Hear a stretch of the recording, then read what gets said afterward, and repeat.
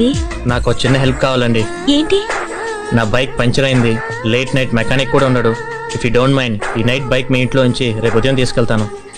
Okay.